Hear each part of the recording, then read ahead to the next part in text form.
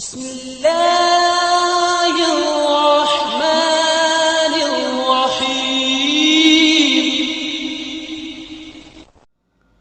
اعوذ باللہ من الشیطان الرجیم، بسم اللہ الرحمن الرحیم۔ السلام علیکم۔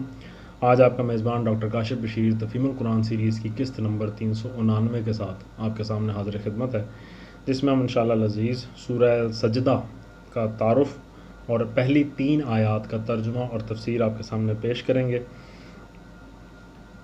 بسم اللہ الرحمن الرحیم۔ السجدہ نام آیت نمبر 15 میں سجدہ کا جو مضمون آیا ہے اسی کو سورہ کا عنوان قرار دیا گیا ہے۔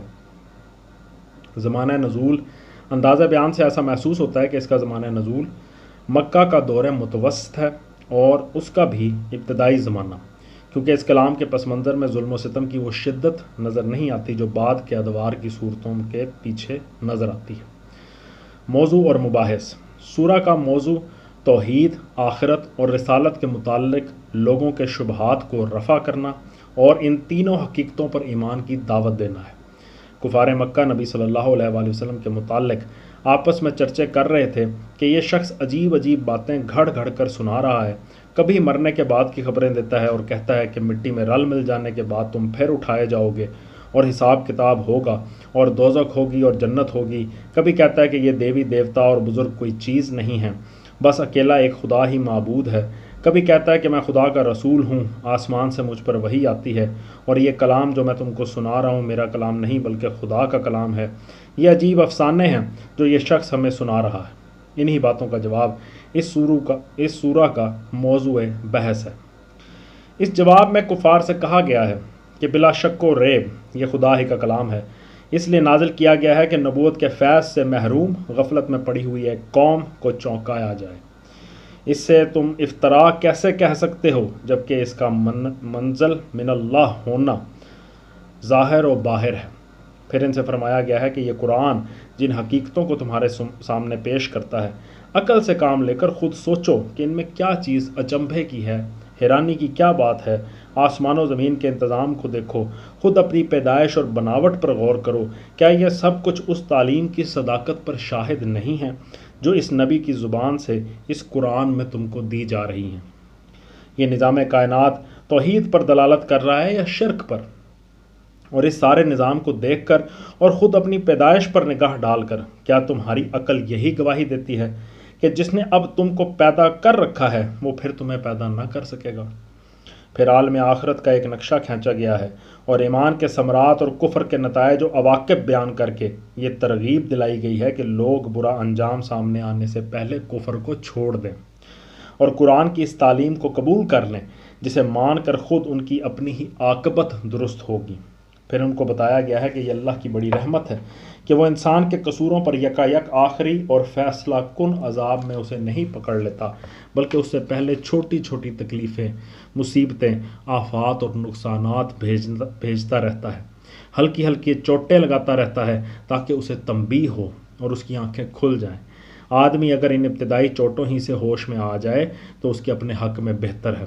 پھر فرمایا کہ دنیا میں یہ کوئی پہلا اور انوکھا واقعہ تو نہیں ہے کہ ایک شخص پر خدا کی طرف سے کتاب آئی ہو، اس سے پہلے آخر موسیٰ علیہ السلام پر بھی تو کتاب آئی تھی جسے تم سب لوگ جانتے ہو۔ یہ آخر کون سی ایسی بات ہے کہ اس پر تم لوگ یوں کان کھڑے کر رہے ہو؟ یقین مانو یہ کتاب خدا ہی کی طرف سے آئی ہے اور خوب سمجھ لو کہ اب پھر وہی کچھ ہوگا جو موسیٰ کے عہد میں ہو چکا ہے۔ امامت و پیشوائی اب انہی کو نصیب ہوگی جو اس کتاب الہی کو مان لیں گے۔ اسے رد کر دینے والوں کے لیے ناکامی مقدر ہو چکی ہے۔ پھر کفار مکہ سے کہا گیا ہے کہ اپنے تجارتی سفروں کے دوران میں تم جن پچھلی تباہ شدہ قوموں کی بستیوں پر سے گزرتے ہو ان کا انجام دیکھ لو، کیا یہی انجام تم اپنے لیے پسند کرتے ہو؟ ظاہر سے دھوکہ نہ کھاؤ، آج تم دیکھ رہے ہو کہ محمد صلی اللہ علیہ وآلہ وسلم کی بات چند لڑکوں اور چند غلاموں اور غریب لوگوں کے سوا کوئی نہیں سن رہا ہے اور ہر طرف سے ان پر تان اور ملامت اور پھبتیوں کی بارش ہو رہی ہے معاذ اللہ۔ اس سے تم یہ سمجھ بیٹھے ہو کہ یہ چلنے والی بات نہیں ہے، 4 دن چلے گی اور پھر ختم ہو جائے گی، لیکن یہ محض تمہاری نظر کا دھوکہ ہے۔ کیا یہ تمہارا رات دن کا مشاہدہ نہیں ہے کہ آج ایک زمین بالکل بے آب و گیاہ پڑی ہے جسے دیکھ کر گمان تک نہیں ہوتا کہ اس کے پیٹ میں رویدگی کے خزانے چھپے ہوئے ہیں؟ مگر کل ایک ہی بارش میں وہ اس طرح پھبک اٹھتی ہے کہ اس کے چپے چپے سے نمو کی طاقتیں پھوٹنی شروع ہو جاتی ہیں۔ خاتمہ کلام پر نبی صلی اللہ علیہ وآلہ وسلم کو خطاب کر کے فرمایا گیا ہے کہ یہ لوگ تمہاری باتیں سن کر مذاق اڑاتے ہیں اور پوچھتے ہیں کہ حضرت یہ فیصلہ کن فتح آپ کو کب نصیب ہونے والی ہے؟ ذرا تاریخ تو ارشاد ہو۔ ان سے کہو کہ جب ہمارے اور تمہارے فیصلے کا وقت آ جائے گا اس وقت ماننا تمہارے لیے کچھ بھی مفید نہ ہوگا۔ ماننا ہے تو اب مان لو، اور آخری فیصلے ہی کا انتظار کرنا ہے تو بیٹھے انتظار کرتے رہو۔ اب ہم اس کا باقاعدہ آغاز کرتے ہیں سورہ سجدہ کا۔ اس سورہ میں 30 آیات ہیں، 3 رکوع ہیں اور مکی صورت ہے۔ بسم اللہ الرحمن الرحیم۔ الف لام میم تنزیل الکتاب لا ریب فیہ من رب العالمین۔ ترجمہ الف لام میم، اس کتاب کی تنزیل بلا شبہ رب العالمین کی طرف سے ہے۔ تفسیر میں آتا ہے قرآن مجید کی متعدد صورتیں اس طرح کے کسی نہ کسی تعارفی فکرے سے شروع ہوتی ہیں، جس سے مقصود آغاز کلام ہی میں یہ بتانا ہوتا ہے کہ یہ کلام کہاں سے آ رہا ہے۔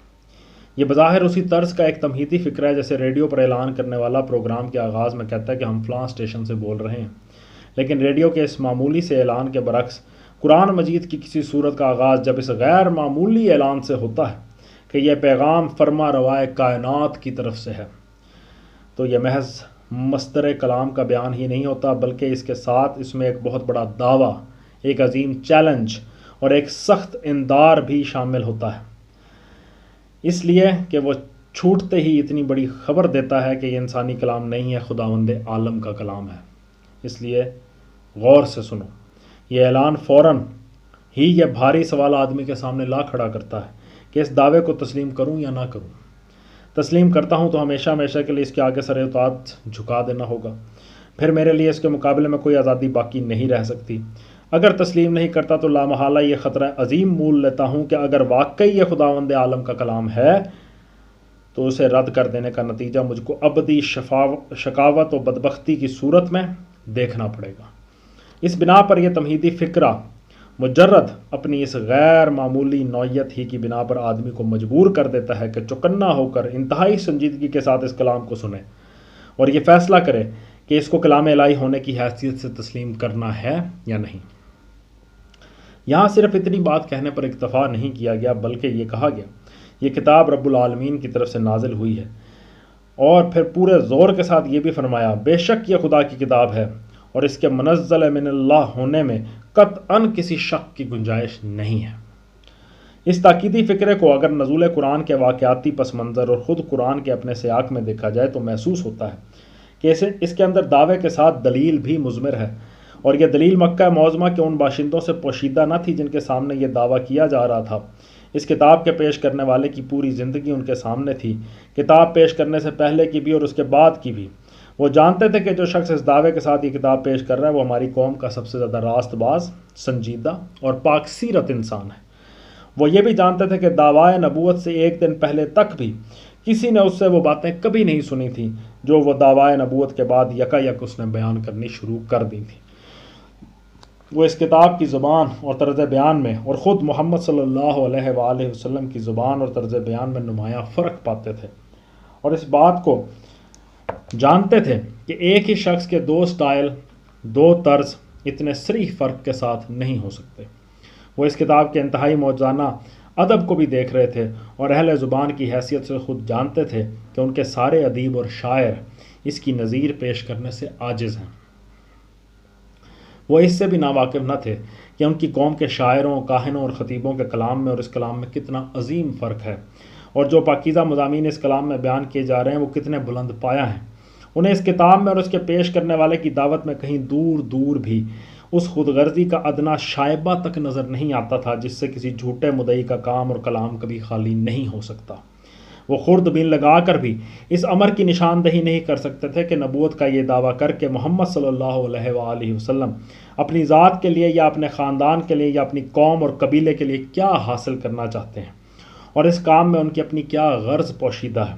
پھر وہ یہ بھی دیکھ رہے تھے کہ اس دعوت کی طرف ان کی قوم کیسے لوگ کھنچ رہے ہیں اور اس سے وابستہ ہو کر ان کی زندگیوں میں کتنا بڑا انقلاب واقع ہو رہا ہے۔ یہ ساری باتیں مل جل کر خود دلیل دعویٰ بنی ہوئی تھیں، اسی لیے اس پس منظر میں یہ کہنا بالکل کافی تھا کہ اس کتاب کا رب العالمین کی طرف سے نازل شدہ ہونا ہر شک و شبہ سے بالا تر ہے، اس پر کسی دلیل کے اضافے کی کوئی حاجت نہ تھی۔ ام یقولون افتراہ بل هو الحق من ربک لتنذر قوما ما اتاہم من نذیر من قبلک لعلہم یہتدون۔ ترجمہ، کیا یہ لوگ کہتے ہیں کہ اس شخص نے اسے خود گھڑ لیا ہے؟ نہیں، بلکہ یہ حق ہے تیرے رب کی طرف سے تاکہ تو متنبہ کرے ایک ایسی قوم کو جس کے پاس تجھ سے پہلے کوئی متنبہ کرنے والا نہیں آیا، شاید کہ وہ ہدایت پا جائیں۔ کیا یہ لوگ کہتے ہیں؟ تفسیر میں آتا ہے کہ اوپر کے تمہیدی فکرے کے بعد مشرکین مکہ کے پہلے اعتراض کو لیا جا رہا ہے جو وہ محمد صلی اللہ علیہ وآلہ وسلم کی رسالت پر کرتے تھے۔ وہ اعتراض کیا تھا کہ اس شخص نے اسے خود گھڑ لیا ہے، معاذ اللہ۔ تفسیر میں آتا ہے یہ محض سوال و استفہام نہیں بلکہ اس میں سخت تعجب کا انداز پایا جاتا ہے۔ مطلب یہ ہے کہ ان ساری باتوں کے باوجود جن کی بنا پر اس کتاب کا منزل من اللہ ہونا ہر شک و شبہ سے بالا تر ہے، کیا یہ لوگ ایسی سری ہٹ درمی کی بات کہہ رہے ہیں کہ محمد صلی اللہ علیہ وآلہ وسلم نے اسے خود تصنیف کر کے جھوٹ موٹ اللہ رب العالمین کی طرف منسوب کر دیا ہے، معاذ اللہ۔ اتنا لغو اور بے سروپا الزام رکھتے ہوئے کوئی شرم ان کو نہیں آتی۔ انہیں کچھ محسوس نہیں ہوتا کہ جو لوگ محمد کو اور ان کے کام اور کلام کو جانتے ہیں اور اس کتاب کو بھی سمجھتے ہیں وہ اس بہودہ الزام کو سن کر کیا رائے قائم کریں گے۔ آیت میں پھر اس کا جواب دیا گیا، نہیں بلکہ یہ حق ہے تیرے رب کی طرف سے۔ تفسیر میں آتا ہے جس طرح پہلی آیت میں لا ریب فیہ کہنا کافی سمجھا گیا اور اس سے بڑھ کر کوئی استدلال قرآن کے کلام الہی ہونے کے حق میں پیش کرنے کی ضرورت نہ سمجھی گئی تھی، اسی طرح اب اس آیت میں بھی کفار مکہ کے الزام افتراء پر صرف اتنی بات ہی کہنے پر اکتفا کیا جا رہا ہے کہ یہ حق ہے تیرے رب کی طرف سے۔ اس کی وجہ وہی ہے جو اوپر حاشیے میں بیان کی، کون کس ماحول میں کس شان کے ساتھ یہ کتاب پیش کر رہا تھا، یہ سب کچھ سامعین کے سامنے موجود تھا، اور یہ کتاب بھی اپنی زبان اور اپنے ادب اور مضامین کے ساتھ سب کے سامنے موجود تھی، اور اس کے اثرات اور نتائج بھی مکہ کی سوسائٹی میں سب اپنی آنکھوں سے دیکھ بھی رہے تھے، محسوس بھی کر رہے تھے۔ اس صورتحال میں اس کتاب کا رب العالمین کی طرف سے آیا ہوا حق ہونا ایسا صریح امر واقعہ تھا جسے صرف حتمی طور پر بیان کر دینا ہی کفار کے الزام کی تردید کے لیے کافی تھا۔ اس پر کسی استدلال کی کوشش بات کو مضبوط کرنے کے بجائے الٹی اسے کمزور کرنے کی موجب ہوتی۔ یہ بالکل ایسا ہی ہے جیسے دن کے وقت سورج چمک رہا ہو، کوئی ڈھیٹ آدمی کہے یہ اندھیری رات ہے، اس کے جواب میں صرف یہی کہنا کافی ہے کہ تم اسے رات کہتے ہو، یہ روزے روشن کے تو سامنے موجود ہے۔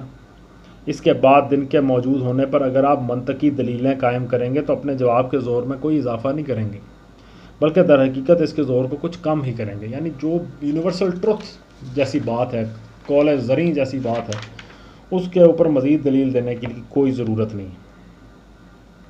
آیت کے آخر میں آیا تاکہ تو متنبہ کرے ایک ایسی قوم کو جس کے پاس تجھ سے پہلے کوئی متنبہ کرنے والا نہیں آیا، شاید کہ وہ ہدایت پا جائے۔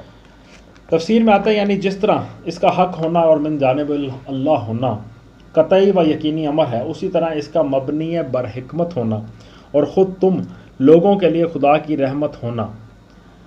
تم خود جانتے ہو کہ 100 برس سے تمہارے اندر کوئی پیغمبر نہیں آیا، تم خود جانتے ہو کہ تمہاری ساری قوم جہالت اور اخلاقی پستی اور سخت پسماندگی میں مبتلا ہے۔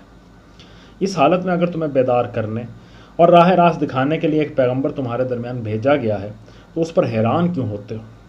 یہ تو ایک بڑی ضرورت ہے جسے اللہ تعالیٰ نے پورا کیا اور تمہاری اپنی بھلائی کے لیے کیا ہے۔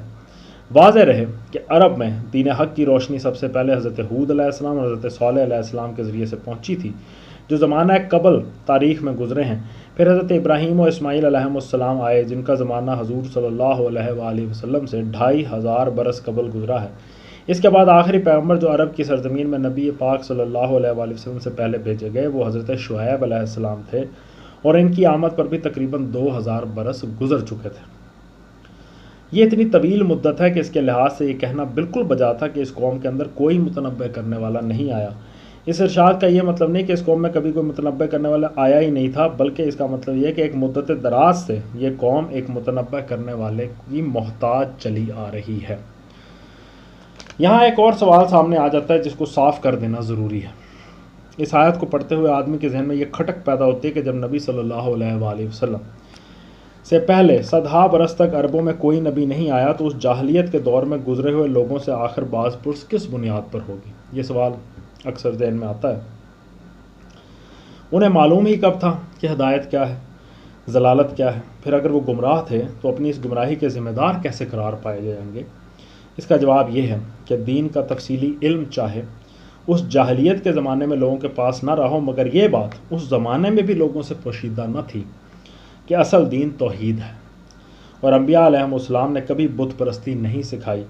یہ حقیقت ان روایات میں بھی محفوظ تھی جو عرب کے لوگوں کو اپنی سرزمین کے انبیاء سے پہنچی تھیں، اور اسے قریب کی سرزمین میں آئے ہوئے انبیاء حضرت موسیٰ، حضرت داؤد، حضرت سلیمان، حضرت عیسیٰ علیہم السلام کی تعلیمات کے واسطے سے بھی لوگ جانتے تھے۔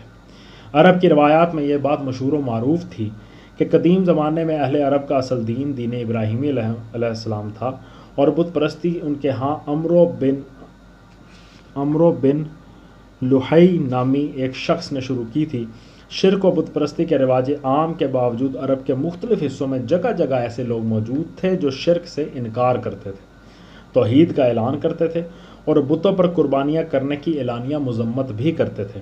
خود نبی صلی اللہ علیہ وآلہ وسلم کے عہد سے بالکل قریب زمانے میں قس بن ساعدہ، امیہ بن ابی صلت، سوید بن عمرو، وکی بن سلمہ، عمرو بن جندب، ابو قیس سرمہ بن ابی انس، زید بن عمرو بن نفیل، ورقہ بن نوفل، عثمان بن الحویرث، عبید اللہ بن جحش، عامر بن الضرب، اللہ بن شہاب، المتلمس بن امیہ، زہیر بن ابی سلمہ، خالد بن سنان بن غیث الابسی، عبداللہ القزائی، اور ایسے ہی بہت سے لوگوں کے حالات ہمیں تاریخوں میں ملتے ہیں جنہیں حنفاء کے نام سے یاد کیا جاتا تھا۔ حنفاء، یہ سب لوگ علی الاعلان توحید کو اصل دین کہتے تھے اور مشرکین کے مذہب سے اپنی بے تعلقی کا صاف صاف اظہار کرتے تھے۔ ظاہر ہے کہ ان لوگوں کے ذہن میں یہ تخیل انبیاء علیہم السلام کی سابقہ تعلیمات کے باقی ماندہ اثرات ہی سے آیا تھا۔ اس کے علاوہ یمن میں چوتھی پانچویں صدی عیسوی کے جو کتبات آثار قدیمہ کی جدید تحقیقات کے سلسلے میں برآمدگی ہوئی ہے، ان سے معلوم ہوتا ہے کہ اس دور میں وہاں ایک توحیدی مذہب موجود تھا جس کے پیرو الرحمن اور رب السماء والارض ہی کو الہ واحد تسلیم کرتے تھے۔ سن 378 عیسوی کا ایک کتبہ ایک عبادت گاہ کے کھنڈر سے ملا ہے جس میں لکھا گیا ہے کہ یہ معبد الہ ذو سموی یعنی الہ السماء یا رب السماء کی عبادت کے لیے بنایا گیا ہے۔ سن 465 عیسوی کے کتبے میں لکھا ہوا ہے، جو الفاظ لکھے ہیں عربی کے، وہ صاف جو ہے عقیدہ توحید پر دلالت کرتے ہیں۔ اسی دور کا ایک اور کتبہ ایک قبر پر ملا ہے، اس پر بھی الرحمن کا لفظ لکھا ہوا ہے۔ اسی طرح شمال عرب میں دریائے فرات اور کنسرین کے درمیان زہد کے مقام پر سن 512 عیسوی کا ایک کتبہ ملا ہے جس میں بسم اللہ لا عزا الا اللہ لا شکر الا لہ کے الفاظ پائے جاتے ہیں۔ یہ ساری باتیں بتاتی ہیں کہ حضور نبی اکرم صلی اللہ علیہ وآلہ وسلم کی بعثت سے پہلے انبیاء سابقین کی تعلیمات کے آثار عرب سے بالکل مٹ نہیں گئے تھے، اور کم از کم اتنی بات یاد دلانے کے لیے بہت سے ذرائع موجود تھے کہ تمہارا خدا ایک ہی خدا ہے۔ صدق اللہ العلی العظیم۔ الحمدللہ آج ہم نے سورہ سجدہ کی آیت نمبر 3 تک کا ترجمہ اور تفسیر آپ کے سامنے پیش کرنے کی کوشش کی ہے، اور بہت خوبصورت کلام، بہت زبردست تحقیق اللہ نے ہم تک پہنچائی۔ اللہ تعالیٰ کا لاکھ لاکھ شکر ہے، اس نے ہمیں یہ توفیق سے نوازا کہ ہم اتنے اہم علم کو پڑھ رہے ہیں، اس کو سمجھنے کی کوشش کر رہے ہیں، آپ لوگ سننے کے لیے ٹائم نکال رہے ہیں۔ اللہ تعالیٰ آپ لوگوں کی بھی کوشش کو قبول فرمائے، ہماری کوشش کو بھی قبول فرمائے، اور اس کی برکت سے ہماری زندگیوں میں مثبت تبدیلیاں رونما ہوں۔ ہمارے جو بزرگ دنیا سے چلے گئے، اللہ تعالیٰ ان کی بخشش فرمائے، ان کے صغیرہ کبیرہ گناہ معاف فرمائے، ان کے لیے اگلے معاملات میں آسانیاں فرمائے۔ اسی دعا کے ساتھ آپ سے اجازت چاہیں گے. اپنا بہت خیال رکھیں. آپ لوگوں کا بہت بہت شکریہ. اللہ حافظ.